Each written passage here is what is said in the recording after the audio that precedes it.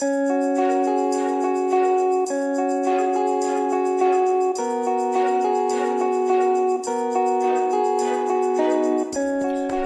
Radio is here to spice your world and flavor your airwaves with quality content, always. You can access them via our YouTube handle at Patrice Radio Live.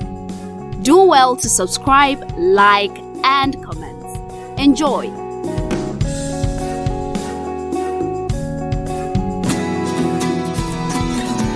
A better Nigeria. Is it a myth or do we keep hoping? Nigeria is a highly religious country. How come corruption thrives? Why is adoption not encouraged in Nigeria? Is there a future for the Nigerian youth? Being rich and famous, is that the only drive to be an artist? What makes a great nation? Is it the leaders?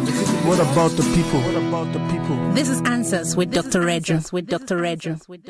Hi, my name is Onari. You're welcome to another episode of Answers with Dr. Reju. I have in the studio Obi and Sheung and Dr. Reju. Welcome, everyone. So today, our focus is on business ownership, business startup, business financing, and more. For emphasis, let's listen to some musings on business. Be your own boss. Gain financial security. Take your destiny in your hands. Gain your freedom. These and more are the motivational sound bites heralded to our teeming youths who are indecisive when it comes to taking the plunge into the less known world of entrepreneurship. But are these sound bites enough to stimulate a hesitant person? Does starting a business really offer what we are popularly told? Does business success really depend on personality traits or emotional permutations? Should the question be, who can succeed in business? Or what business can anyone succeed in? Yes, indeed, the world of business is less known. Yet what we do know scares us more. A research carried out by Stanford University states that 5 out of 10 businesses survive in the first year of starting, and only 1 out of the remaining 5 will survive after 5 years. Gallup poll, a research think tank, states that only 18% of business owners in Nigeria are thriving beyond average. In another of its research, it found out that 63% are operating their businesses unregistered due to uncertainty it will survive for long.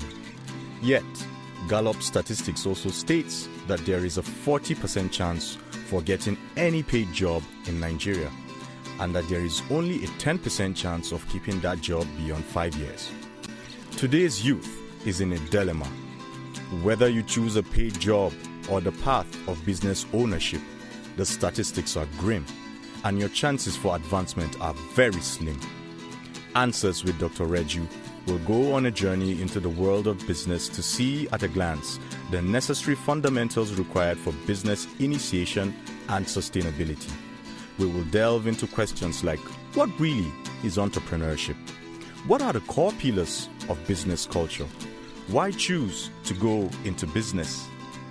Join us as we clarify life's critical issues on Answers with Dr. Reju. So let's start our questions. Obi, you have a go. Dr. Reju, I've heard you say a lot of times that if society functioned the way it's meant to, 95% of the people there will be self-employed. In other words, they will be managing some sort of business. Please, I want you to clarify that, for better understanding. Okay, maybe it's better we take that off from what we mean by business, right? Business, that's where we get the word busy. Business is what you're busy doing. Business is what consumes your time. But in this particular context, what we are talking about is something that an individual thinks up, having observed his environment, and is able to identify a particular need in the environment and creatively, position himself to be the one through the means of quality service provision to meeting that need. That's the way I will situate business. And that becomes very important, with what is going on in our society today. I think somebody asked a question maybe in one of our episodes that I said the first thing the graduate should do is not to design a CV. Absolutely. And it's the same thing that we're talking about here. Because if you look at even our little city, Jos, a city of a bit less than 1 million people, there's still a lot of uncharted territories. There's still loads of opportunities. But you see, human beings will naturally gravitate toward that which is easiest. Somebody say, well, like water will flow to the lowest level. But those who are going to become very, very useful to society, they must be able to see something where society is lacking, where society is, that we are not being helped, and the person is able to see it. My prescription for business is this. A true businessman, when he walks on the street, he sees a need. He sees a need. And he doesn't just see that need, he's also beginning to think of how he can meet that need. And how he meet that need is able to now, be able to construct a kind of a situation where what people need becomes what they begin to demand. I don't know if I'm clear.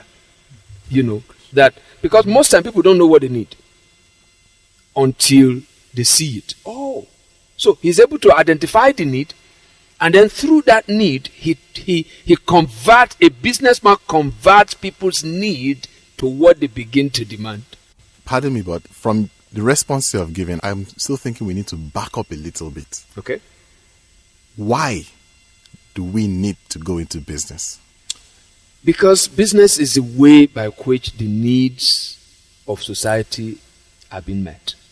Okay. Because business basically, strictly speaking, is provision of goods and services. Because all these things we've been talking about, from time we started about wealth to work, and we're getting to business now, they are all actually linked. So if there are no businesses, society is not serviced. We have to go back there now to see what business really is. The motive for going into business is not to make money, right? It's to actually provide services. Now, in providing the service, you can make money. But making money is not the primary. That's why everything that has benefited society, those who create those things, they never set out to make money. They saw a need. They wanted to provide a particular service. And if the product they design and produce to meeting that particular need, if it becomes something that a lot of people begin to use, it becomes natural. It becomes a natural consequence that they make money. Right? Because the moment you go into business with the motive of making money, you will never design a good product. You will compromise on standard if it is to make money.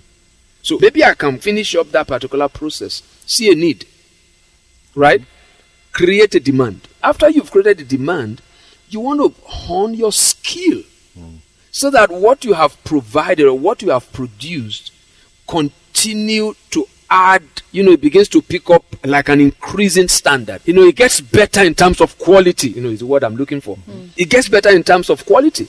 And then it gets to a point that the way society will begin to actually use that particular product of yours, you will get to a point where in the real sense of it, you will need partners. You will need partners. So let's look at those 4 points. See a need. A businessman, a true businessman, somebody who has this in his blood. When you walk the street, you see people's needs. What do they need here? And then once you've identified it, you want to be able to meet that need by designing a product that will make that their need a demand. Right? Make it a demand. And then you want to begin to hone your skill. You want to continue to increase in terms of skill acquisition so that the quality of that service or that product keeps increasing. And then it gets to a point it becomes something you can't do alone. You have to seek partnership. Right? Absolutely. So that you keep getting better. So see a need, create a demand, hone your skill, build partnership. That's how to build a viable, a business that will be there forever. That's how it's done. Sheon, you have a question to throw the way you're... Is it a difficult question? Because the squint is... Well, Based on all that you said, you sound entrepreneurial, and a lot of this sounds entrepreneurial. But what about those needs that are already existent in systems? They exist in systems or in businesses that we already see. They are around us, either in the shops that we see, mechanic workshops, all of those things. The idea is you go in and you help make that business work even better than it has always worked. So you're not necessarily thinking about a new product, but you're thinking about a new way of servicing. That's a possibility too. That's a possibility. I mean, it's actually happening now, because you mentioned maybe artisans like mechanics and all those kind of people. The kind of cars coming out now, it has actually maxed out their level of skill. Yes. You know, I remember, I had a car when the car started using brain box.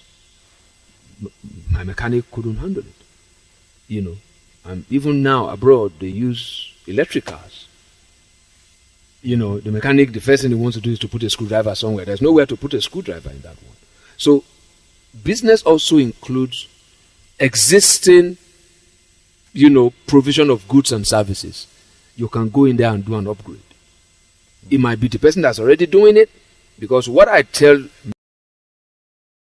you need to be in tune with current technological realities. There are diagnostic.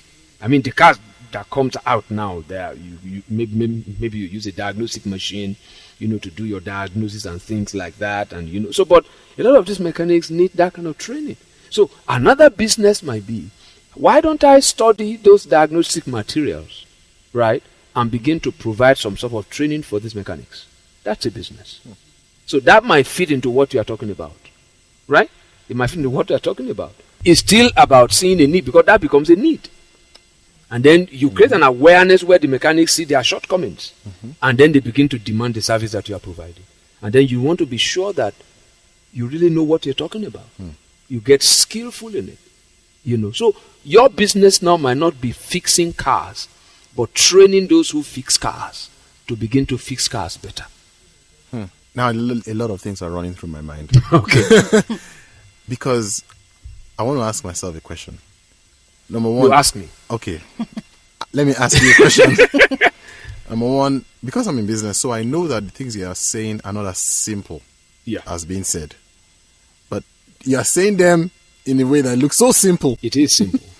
So I want to ask, what, in your opinion, Dr. Reju, is the reason why our business culture is as poor as it is? What I mean by business culture, the practice of people coming out of the university looking for a need, getting the requisite training or skills to be able to meet that need, and you're actually going into business. Why is it so poor? Let me look at the African, Nigerian kind of context to answer that particular question. Our greatest strength in terms of value is fast becoming our greatest source of weakness. And that's our communal kind of value system. Because we don't know when to stop helping people. Right? We don't know when to stop helping people. Because people have expectations that if I don't have a job, my uncle somewhere will help me out. And the helping out is not to do anything for me on the sustainable, it's just to give me a handout. It's just to give me pocket money. So human beings need a minimum level of pressure for them to get creative, for them to become adventurous. Many times our society, there's something that I always say, that if somebody is falling, don't stop it. Let him hit the ground. Right? Let the person fall. Right? Maybe I'll take it to the Bible. Did God know when Eve and Adam were going to eat the fruit? I think if he's a God that knows everything, I think he knows. But they will never learn a lesson if you stop them halfway. If you stop them halfway, they will never learn a lesson. They will repeat it. They will repeat it. They will go back there again. But when they saw what that particular route that they took and where that journey ended, I think if they brought them back to that garden, they will never repeat that. In fact, they'll probably eat that snake. So that's what our society does. So you will have 25-year-old, 30-year-old people still looking up to one uncle for something. We don't let people, right, actually get to a point where they have their back to the wall, right? And they because I'm talking about something that is existential here, something that is human. When you have your back to the wall, there is always, you will go through that wall. You break that wall down. A true human being. But the moment we begin to we create this circle. You know, you go to church, you hear this encouragement. Your family give you, it is going to be well. They tell you here, there's a family here. Somebody else is thinking about how they are going to solve your problem. You will never have a creative culture. You will never have. So that's the challenge that I see. You see, having a community kind of thing as a value system is good. But we need to know where to draw the line, because there's a time when, like a book somebody wrote, when helping hurts. You know? Sometimes to help somebody, you are really hurting the person. Let's allow people to be able to discover themselves. Some people are born entrepreneurs, but we've put a lot of comfort around them that kills the entrepreneurial spirit. Our communal culture, which is our most prized attribute, has now become our weakness. Is there an age, that we should begin to train children, young adults, to have a business mind or business spirit? You can actually start as early as possible. It just depends on the level, right? I was given an instance of maybe you live with your parents, and after you've left school, you start paying rent. And I was telling the story of a guy who asked the son to be paying rent after the guy left school. And the guy was there maybe about 5 to 6 to 7 years. By the time the guy was ready to go to his own house, and the father told him, you are not going to rent a house, because every dime you've paid in the last 5, 6, 7 years, I have it saved for you. And you can go own your own home.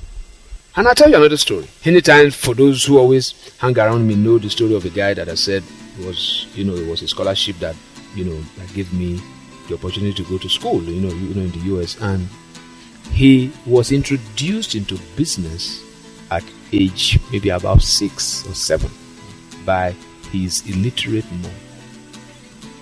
Let me tell you how illiterate that family is.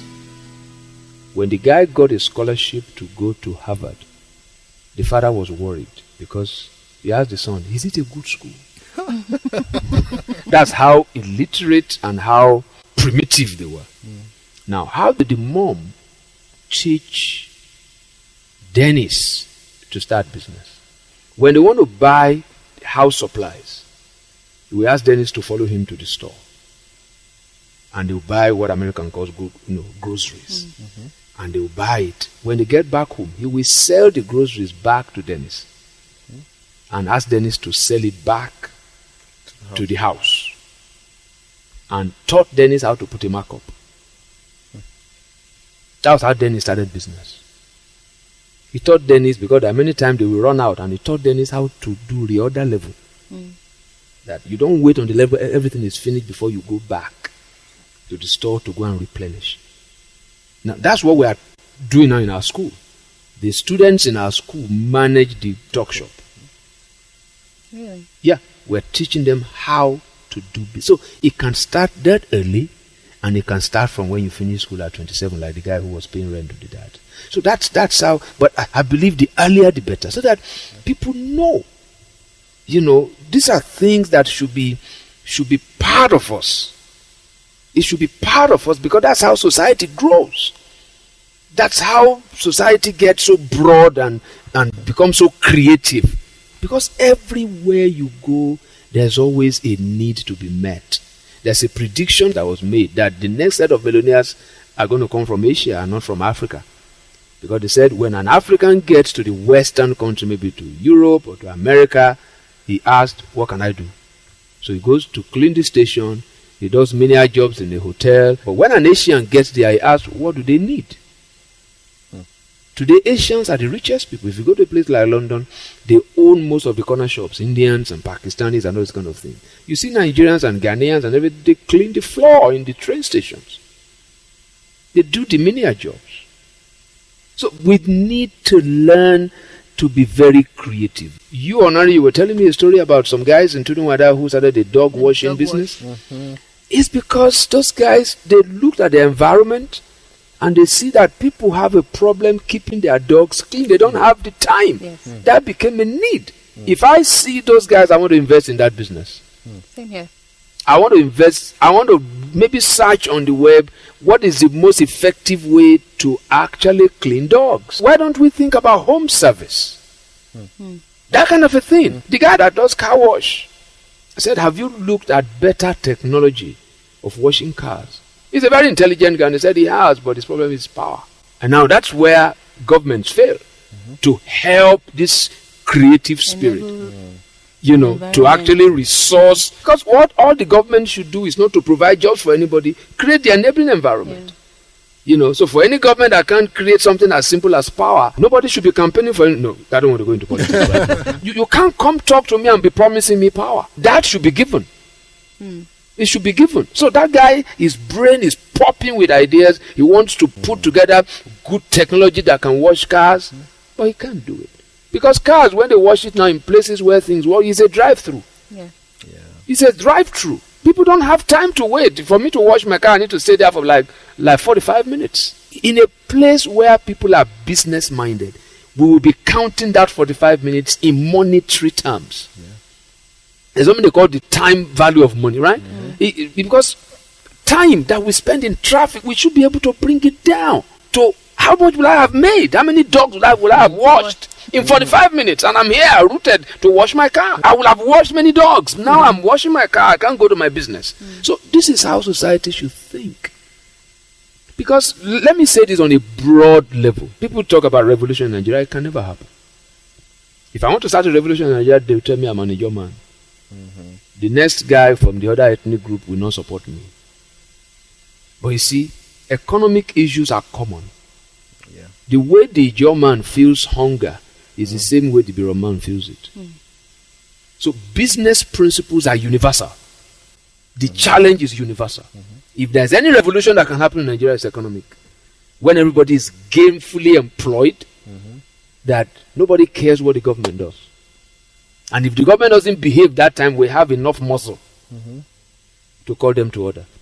So schools need to have business in their curriculum, and it's not just something to pass an exam, because I know they have business studies, but it's for WAEC. But I'm talking about practice. Something they can experiment with. You know, you bought the pencil in the talk shop for maybe like 2 naira, you sell it for 2.50 naira. How did you get to, you know, when people put prices on their products, I ask them, how did you arrive at that? How do you arrive at that price? Many times it's arbitrary because we've not been taught to be business-minded. Did you factor in the transportation? How about your skill? How do you quantify your skill? I mean, this is a radio program of 30 minutes. We can't really go, you know, deep into all that. Because you asked about age to start. It can start at any point in time. Because most of the business ideas that we know is just inspired by greed to make money. No, business is ever to make money. What gladdens the heart of a businessman is that guy has a need, I've been able to meet it. That's it. Obi, you wanna? Yeah, because we're still talking about philosophy here, mentalities, and we still just want to be able to address the pervasive mentalities, you know, around us. Yeah. For me, I'm trying to offer a service, you know, with Study Lab. Yeah. Developed and designed the product. But then the culture of get a good job, you know, is still always in my ear. I want you to, you know, just take some time to comment on that, on the strong pressure on school leavers to get a job because it's secure, you know, and not just any job, government job, right? Because of that security, that ease, you know, and things like that. Yeah, you know, again, it brings me back to this issue of that's the narrative in the society. Nobody will ask a school leaver, somebody just finished youth service, and said, have you started a business? The question is what? Have you gotten a job? Have you sent your CV to Uncle so? They are recruiting somewhere. It's the narrative. But you see, that has to change because the truth is, the jobs are not there. Especially with technological advancement. The need for people is getting lower and lower. In fact, now that with the upsurge of even robots and all those kind of things, right? That to me is an opportunity. It's an opportunity because the world is still in big need. There are a lot of things that people still need. So we need to begin to change that narrative. I asked somebody who finished, you know, he graduated from a university in the UK and came back home and read business administration. So what are you going to do? He said, well, I'll try and get a job. And you studied, you have a master's in business administration, right? Is that not what MBA is? And I said, you should be looking for a business to administer. Now, we are not saying that people shouldn't look for jobs. It shouldn't be our default. Because the truth is, there are no jobs enough to go round. The job you want to go and do, the company you want to go and work in, somebody actually created it. Why don't we, even if you're going to get a job, it might be to go hone your skill. I told someone also who worked in the bank, and I said, do you want to be the managing director of that bank? He said, no. I said, do you know that that's the best thing for you? To be the managing director of that bank, or at least be on the board, be an executive director, get to the peak of that career. There are people who will take that route. And I said, what I tell this person is, every professional exam along in that field, you must do it. You must study and write those exams and excel in it. That's when you get there. If you are not going to go that way, I'll be here for 10 years.